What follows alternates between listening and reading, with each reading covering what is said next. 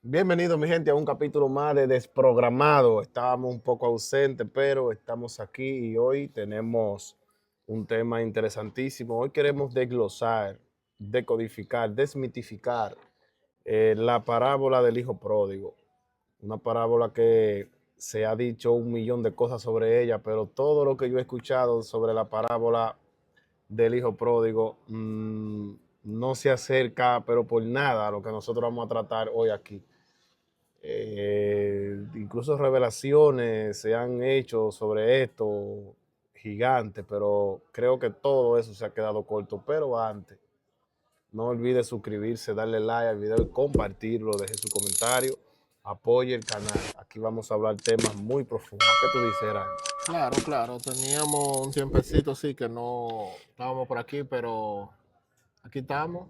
No estábamos por aquí, pero aquí estamos. Claro, tú sabes cómo es. Vamos allá, Gerardo. ¿Tú quieres comenzar con la parábola del hijo pródigo? ¿Qué tú tienes que decir ahí? ¿Qué dice Joseph Campbell, Joseph Campbell dice, el escritor de, el viaje del del héroe. viaje del héroe? Ese pana dice que la parábola del hijo pródigo, tal como es el viaje del héroe, es la misma historia en diferentes culturas, con diferentes personajes. Con diferentes personajes. Es igual que el personaje de Jesús, todos, hay muchísimas historias, los budistas, muchísimas tribus, muchísimas religiones diferentes tienen la misma historia, la misma narrativa, el hombre que vino, hizo un ministerio, que hizo milagros, que sanó gente, que predicó, que murió, que volvió y resucitó, pero con diferentes avatares, diferentes Diferentes personajes. ropajes. Exacto, entonces vemos que hay muchas historias que se repiten a través del tiempo y a través de la historia. Y muchas veces, al pasar el tiempo, van perdiendo como la fuerza, van perdiendo. Se Imagínate, va diluyendo sí, en el camino. imagínate en 40 o 50 años, ¿cuál será la historia que se contará más adelante? ¿Cuál será el nuevo Cristo que vendrá? ¿Cuál será el nuevo hijo pródigo? Porque las historias se van repitiendo Sí, nuevamente. Es un ciclo. sí, de hecho, de esta parábola que hace referencia al viaje del héroe de Joseph Campbell, de hecho, esto existe desde Sumeria, Sí. pasando por Egipto, por la India, pasando por Grecia, pueblos chamánicos tenían ese conocimiento, la Biblia, Es una parábola mitos, universal. una parábola universal, mitos nórdicos, aparece también en algunos mitos nórdicos. Esto no lo inventa Joseph Campbell, sino que lo replica con un ropaje distinto, claro está. Y esto aparece ahora en la Biblia y sabemos que ya nosotros que hemos leído bastante la Biblia y hemos leído bastante esta historia, por ejemplo, yo hasta que no entré en el despertar, yo no sabía lo que significa. Para mí, lo que todo el mundo decía era lo que yo entendía. Aquí en el libro según San Lucas, del 15 al 11:32, no vamos a leer todo eso, la parábola de hijo pródigo, porque esa parábola es muy extensa, pero hoy queremos, a modo de desmitificación, dar una versión. O sea, tampoco es que es la verdad Absoluta. absoluta de No. nada, sino una versión, que es la versión que nosotros creemos que se acerca más a esta realidad, que es lo que entendemos que Jesús, tipo tan elevado, estaba diciendo, y no algo tan simple como nos lo pone a nosotros la religión y el evangelio. Creo que esta parábola también está muy maltratada. Esa parábola del hijo pródigo está muy maltratada por la Quizás no, religión. no, no tan muy maltratada, sino muy mal interpretada Por eso que más. está maltratada, porque está mal interpretada. Cuando algo es una forma de decírtelo, por ejemplo, algo que se fue diluyendo en el camino, que ya llegó a ti, fue el bagaje, ya no hay esencia, como tú dijiste, que se ha diluido tanto en el camino esto. Entonces, la primera bomba que quiero detonar aquí es que esta parábola no trata primero de moral. Esta parábola no trata de moral, esto no tiene nada que ver con la moral. Jesús aquí no está tocando nada referente a la moral. Jesús lo que está tocando aquí es un tema de conciencia, que es la migración de la que desde Sumeria se ha venido hablando, de la migración del alma, de la fragmentación del alma. El alma que quiere experimentarse y para experimentarse tiene que Tiene que crear una separarse. realidad paralela, pero tiene que crear una realidad paralela porque en su núcleo, en su esencia, no existe el conflicto. Como no existe el conflicto, el alma, la conciencia, tiene que fragmentarse, separarse y entonces también crear una realidad paralela que sea conflictiva, porque el conflicto es lo que proporciona el escenario para que nosotros experimentemos y evolucionemos. Pero si tú te das cuenta de algo, la parábola, cuando tú lees la parábola del hijo pródigo, dice que el hijo pródigo cuando se va, en ningún momento el padre hace ningún intento por ir a buscarlo. No hace ningún intento por detenerlo. No, porque es un acuerdo. Exacto, entonces es lo mismo lo que tú decías, el paralelismo con la separación del alma. Cuando el alma se separa de lo que es la fuente nunca sale a buscarlo, el hijo pródigo, por así decirlo, sino que lo deja. Claro. Lo deja que él viva la experiencia, porque el ego es lo que hace que uno se separe de la fuente. El ego es lo que dice, no, yo puedo más de ahí, yo necesito más, yo voy a buscar algo más porque hay algo más que yo necesito. El ego en su búsqueda de libertad, cuando se va, entiende que es libre. Es lo que nosotros vivimos ahora mismo. Por ejemplo, cuando nos hemos despertado, nosotros entendemos que somos libres, que tenemos una buena vida, que tenemos esto, que tenemos aquello, pero llega un punto donde las circunstancias de lo que nosotros hacemos y de las decisiones que nosotros tomamos nos hacen tocar fondo, como vamos a ver más adelante con el hijo pródigo. Lo que pasa, lo que yo entiendo aquí con esto es que, por ejemplo, la fuente no sale a buscar al hijo porque es que en realidad el hijo es una figura del fragmento. Es una figura del fragmento. El que se fue es un fragmento de la misma fuente. Claro. O sea, y es la fuente quien toma la decisión de experimentarse. Es esa conciencia única, universal, que decide, toma una decisión por sí misma, que de ahí eso se arraiga mucho al nombre Yahvé, que tiene ese significado de un ser propio.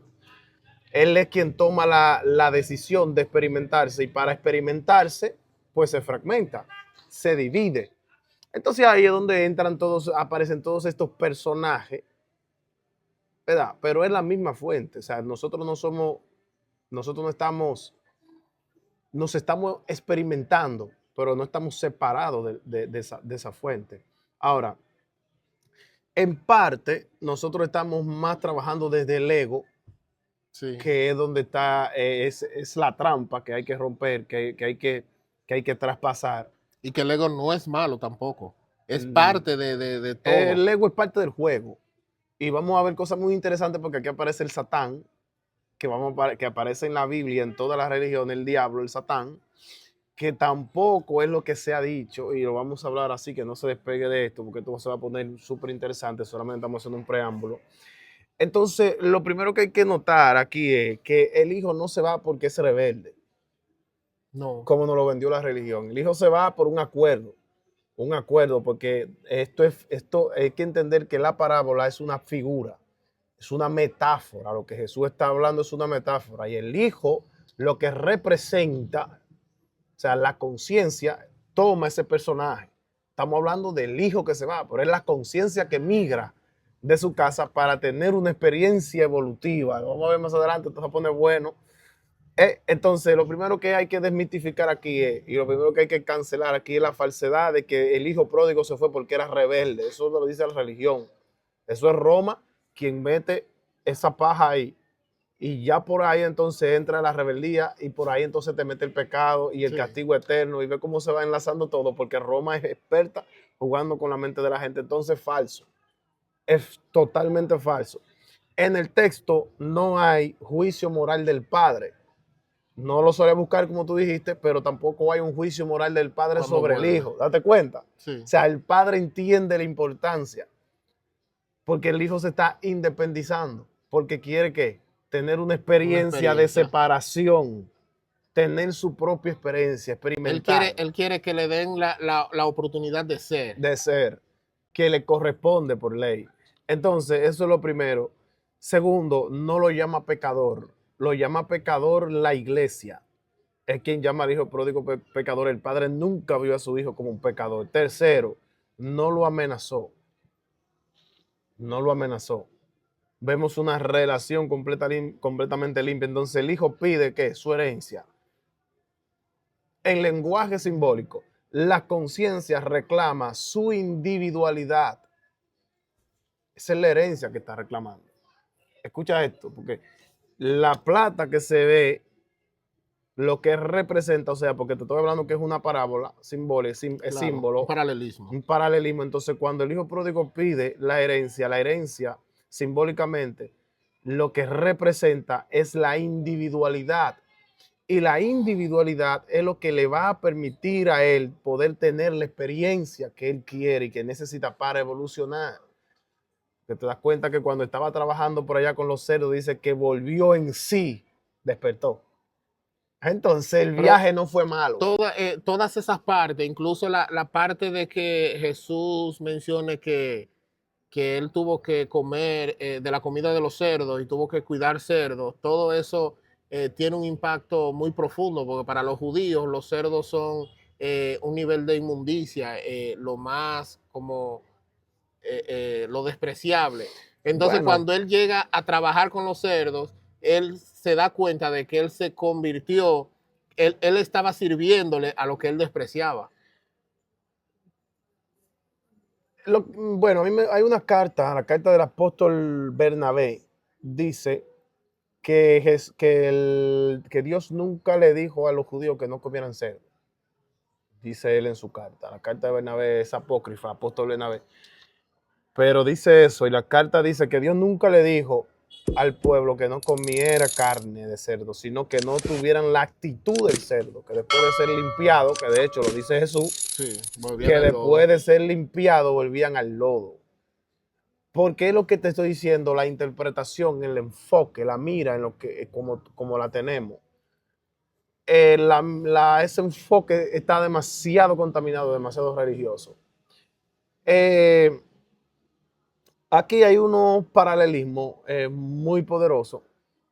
Por ejemplo, el padre representa, la conciencia, la fuente. no representa un juez, no es a una autoridad moral, Y un Dios que no es castiga. una figura patriarcal castigadora. Entonces, esa idea de un Dios que es juez, que es autoridad moral, que es un patriarca que castiga, eso es una imagen que vende la iglesia. Tanto la iglesia protestante cristiana como la iglesia católica, porque la iglesia protestante y la iglesia católica es lo mismo. Yo digo que la iglesia cristiana protestante es el hijo El rebelde hijo rebelde. de la iglesia católica, pero es lo mismo todo, es lo mismo todo. Entonces el Padre es primeramente la fuente de toda conciencia, la fuente que se fragmenta para tener diferentes experiencias, el origen de la fragmentación o de lo fragmentado. El campo que no se pierde, aunque tú te pierdas. Date cuenta que el hijo pide su independencia, tiene su experiencia, pero el padre se mantiene firme en su convicción. O sea, el padre no yerra. Y eso es importante reconocerlo. Entonces el hijo lo que pide, dije, fue su individualidad. Es cuando el alma dice, quiero vivir mi propia experiencia. Y entonces en ese pacto prenatal, el alma acuerda todo antes de venir a la tierra, como ya lo hemos hablado, acuerda todo, incluso hasta la manera en la que va a morir, eventos dolorosos, cosas potentes que le van a ayudar en ese camino a despertar, a despertar. Hay algo que yo quiero notar para que tú continúes. El ego nos hace creer a nosotros que conocer acerca de la fuente ya a nosotros nos hace espirituales. Y nosotros el objetivo no es conocer de la fuente, sino regresar a la fuente. Regresar a la fuente. Y para regresar a la fuente hay que convertirse en la fuente misma. O sea, que hay que descubrir la identidad, porque el cuerpo produce amnesia en el alma. Por eso olvidamos todo. Cuando en cada encarnación Sí, olvidamos el velo todo. del olvido, El velo del como dicen. el velo del olvido. Si tú te das cuenta, cuando hablábamos ahorita de que el padre no salió a buscar al hijo, es porque la conciencia en sí no busca el ego. La conciencia no persigue el ego. La conciencia deja que el ego Son madure. antagónicos. Exacto, lo deja que madure, lo deja que evolucione por sí solo. Cuando ya el ego llegó al punto donde él tenía que llegar, donde dice la Biblia que el hijo pródigo tocó fondo, que entonces volvió en sí, que habla de que regresó a su casa, no está hablando de un viaje físico, no está hablando de un hogar físico. Exactamente. A donde él regresó fue a sí mismo. Él se A la conoció fuente. así, exacto. Él regresó Su identidad. hacia sí, exacto. Porque él eso se es, porque conoció. pasa aquí, para que tú sigas, hablamos del velo del olvido. Sí, Él cruzó ese velo. claro. Y entonces recuperó su verdadera identidad. Porque, para que tú sigas, porque está bueno el punto que tocaste. El ego te pone una identidad falsa. Claro, porque el ego te dice que tú lo que necesitas es calle, es mujer, es esto, y gastó todo lo que tenía en eso, no es eso. pero en base a lo que es la parábola. Ok, lo y que porque, pasó. por ejemplo, te voy a poner algo más sutil. El ego te dice a ti, ahora hay que decirte el ingeniero Gerard. El título. Entonces, el título, los logros, van creando una identidad y tú te llegas a creer que tú eres Es que eso. el ego necesita aprobación. Y anclaje. Sigue. Entonces, Está duro, está duro. el hijo menor viene representando lo que es el ego, la identidad separada, como tú decías, el yo quiero, el yo puedo, el yo soy, el yo solo. Él pide la herencia, dame el poder de existir, es lo que le está diciendo a la fuente cuando le pide la herencia. Que eso no es pecado. No. Eso es diferenciación. Claro, porque le correspondía. Exactamente, es la herencia. Eso es exactamente lo que hacemos nosotros, cada uno de nosotros. Nosotros nos separamos. Nosotros queremos vivir la experiencia, nosotros queremos experimentar. Pero ¿qué pasa? Que cuando nosotros estamos dormidos, cuando nosotros no hemos despertado, para nosotros todo esto es libertad. Todo esto es conocimiento. Pero cuando nosotros llegamos al punto de inflexión, al punto de quiebre, donde llegó el hijo pródigo que dice que volvió en sí, es el momento en el que uno despierta. Por ejemplo, ¿cuánto tiempo tú duraste dormido? ¿Cuánto tiempo tú duraste dando vueltas y dando patadas de ahogado, como dicen? Hasta que tú despertaste, hasta que tú abriste los ojos, hasta que tú dijiste, no, espérate, porque es que yo no soy, esto no es lo mío. Yo no cuadro aquí. Pero eso era lo que tú buscabas en un principio, eso era lo que tú anhelabas, eso era lo que tú exigías. Como tú dices, el ego exige. Cuando tú predicabas, tú querías que te vieran el ministro, el profeta, el apóstol, el ego, y eso es lo que te llena el ego. Pero la fuente no te va a salir a perseguir, la fuente no te va a salir a buscar. Tú tienes que volver. Eso es tu propósito de vida. Exacto. Y todo eso que tú viviste, todo eso que tú pasaste, lo que pasamos todos y cada uno de nosotros, es necesario para lo que tú decías, para que nosotros evolucionemos, aprendamos. Porque así simplemente, como quien dice, en la casa del padre, antes de que él se fuera, él quizás no iba a tener todas las experiencias que tuvo fuera. Nunca. Y tú sabes que hay algo que hablan mucho de lo que es el hermano, el mayor, el que se quedó en la casa. Hablan mucho del hermano mayor, pero el hermano mayor no nos damos cuenta que aún está dormido. Por eso el hermano mayor reaccionó como reaccionó cuando el hermano volvió. Él no estaba de acuerdo, él se sentía mal, él se sentía, pero que era el ego también que estaba manifestándose en él mismo. El hijo mayor tiene algo, por ejemplo, porque si estamos hablando de la parábola, hay que ver qué significa el hijo mayor. El hijo mayor la parábola lo presenta como el antagonista silencioso, yo diría yo. Este representa el ego moral. Date cuenta que cuando el hijo llega, lo primero que le dice, pero este tipo malgastó tu herencia. Y ahorita quiere que le den de nuevo. Este tipo malgastó todo con prostitutas y ladrones y gente bebiendo romo, haciendo de todo. Y yo que he estado aquí contigo, tú a mí no me has dado nada para celebrar con mis amigos. Yo le invito a los que están aquí a que vayan y lean la parábola. Es muy interesante. Entonces representa el ego moral. El que te acusa, porque tú. Entonces mira qué pasa. Eso es un grave error y eso lo siembra la iglesia como pecado. Ahora, hemos hablado en este canal bastante de lo que es el hatá. El Padre no condena. Y si el Padre no condena, no hay un pecado que condenar. Cada ser humano, cada personaje que está jugando en este juego, en este simulador, viene a tener una experiencia. Claro está, hemos hablado del bajo astral y del umbral, lo que pasa, la densidad y todo eso, pero también eso es parte del mismo juego. No es un castigo, es un proceso de depuración, todo el ciclo de vida. Es un proceso evolutivo, te depuras y avanza, depuras y avanza, depuras. Es maravilloso, es doloroso, es fuerte. Entonces, es la palabra jatá. La palabra jatá ya hemos dicho que es que tú tiraste, erraste, vuelve y tira. Tienes miles de Lo oportunidades. que conocemos normalmente por pecado. Exactamente, pero el pecado como castigo no existe. Es un error de la iglesia, o sea, lo pone la iglesia ahí para confundir. El hijo mayor representa la espiritualidad rígida, la religión, el dogma, la doctrina, el vivir en una vida encuadrada. Él es así y si no es así, no funciona. Eso Y el entender que el yo hacer las cosas bien me hace ser parte de la conciencia. Exactamente. Me hace estar despierto. Eso. Entonces el hijo mayor que se opone es el hijo antagónico, el que viene con ese ego moral, el ego que usa todo el religioso, yo oro más que tú, yo ayudo más que tú, yo no me he visto como tú, yo no hago las cosas que tú haces, yo soy el pulcro, entonces ese es el hijo mayor. Entonces la religión hoy en día representa el hijo mayor, pero hablan acerca del hijo menor. El hijo menor es representado por aquellos que despertaron, por aquellos que no tienen ego, por aquellos que no están inflados, por aquellos que aceptan incluso a una persona que usa sustancia controlada. Vamos a controlar las palabras aquí para que YouTube no nos mane. Sustancia controlada, entiende el despierto, él está pasando un proceso, él tiene que vivirlo. Sí. Él lo eligió, por eso está ahí, desde antes de venir lo eligió en su pacto prenatal. El despierto piensa así, el despierto no condena, no juzga, no critica. Entonces el hijo mayor es el que juzga, es el que critica. Mira tú, fulano de tal, deja esto, deja aquello, deja esto, te vas para el infierno, te vas a esto, te vas a castigar. Ese es el hijo mayor. El hijo mayor es representado por la religión, por los religiosos, católicos, cristianos, esto, aquello.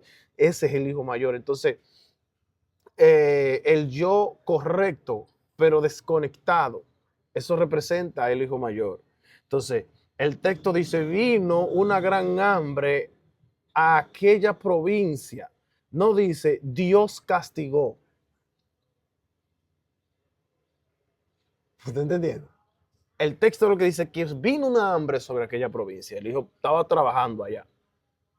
El padre lo maldijo. No dice que el padre lo maldijo. ¿Verdad que no? No dice el cielo se cerró sobre su cabeza o se puso de bronce. Como la Biblia señala muchas veces que el cielo se ha puesto de bronce. Entonces, el hijo mayor, date cuenta, nunca se fue, pero nunca vivió. No. Pero sí condena. Porque el hijo mayor nunca despertó. El hijo mayor siempre estuvo dormido. ¿Verdad? Claro. Nunca despertó. Entonces. El hijo mayor era un NPC. Para que tú tengas una idea. Porque no dice el texto que el hijo mayor no hizo nunca algo distinto, ni siquiera después de eso. No se menciona. No se puede ni siquiera mencionar. Está fuerte. ¿Tú crees que era un NPC? Claro que sí. Entonces, mira, el hijo pródigo por el hijo mayor cumplió todas las reglas, pero sin conciencia. Mira, aquí dice algo que Carl Jung dijo: uno no se ilumina imaginando figuras de luz, sino haciendo consciente la oscuridad.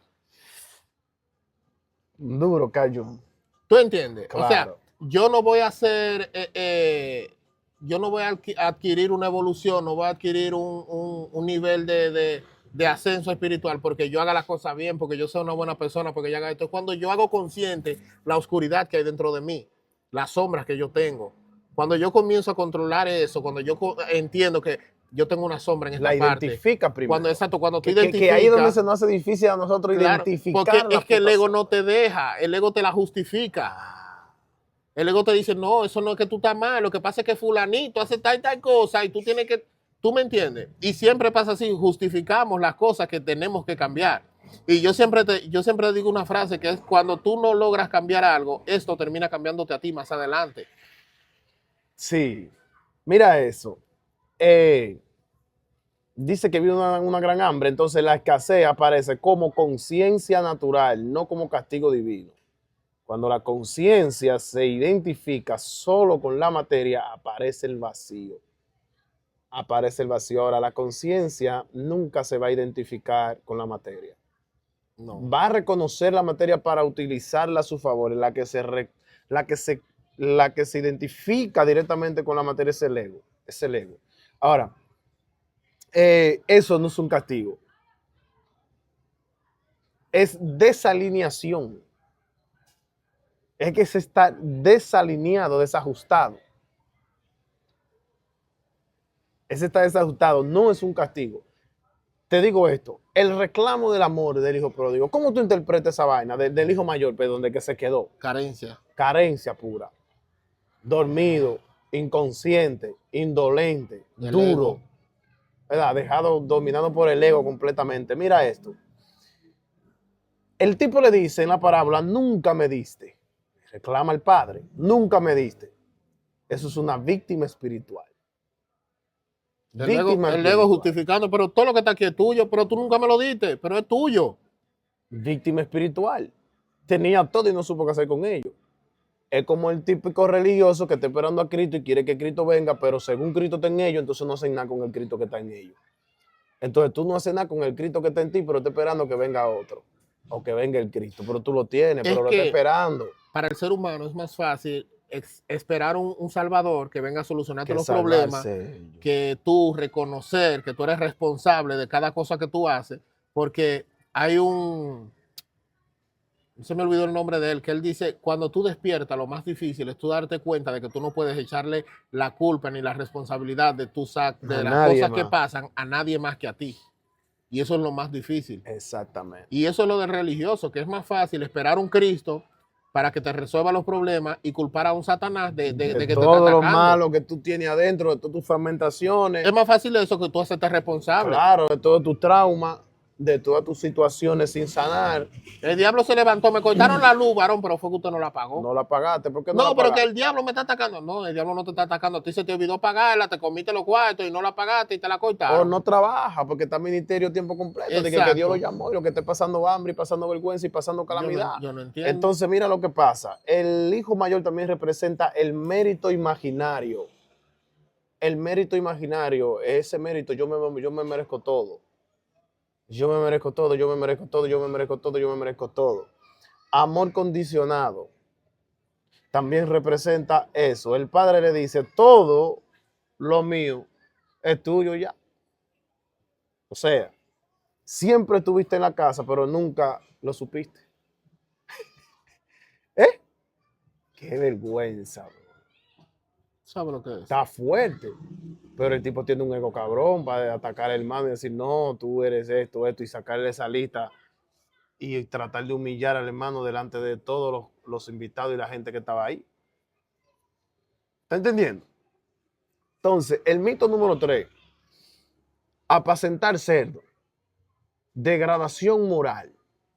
Según la religión, es una degradación moral. Sí. Esto es cultural, no espiritual. Esto es cultural, no espiritual. Que la cultura diga que es una degradación moral, bueno, pero que sea real y que sea espiritualmente degradable, es otra cosa. Es otra cosa. El tipo está viviendo una experiencia dura. El tipo está viviendo una experiencia que quizás nunca pensó que él iba a vivir. En conciencia ya de aquí, porque posiblemente la eligiera. Entonces, para un judío, como tú dijiste, el cerdo era impuro. Representa lo más bajo. Pero simbólicamente representa la conciencia tocando el fondo de la densidad, lo más bajo. Es lo más bajo que se podía caer. La conciencia ya está al límite. Pero me llama mucho la atención la importancia de ese evento.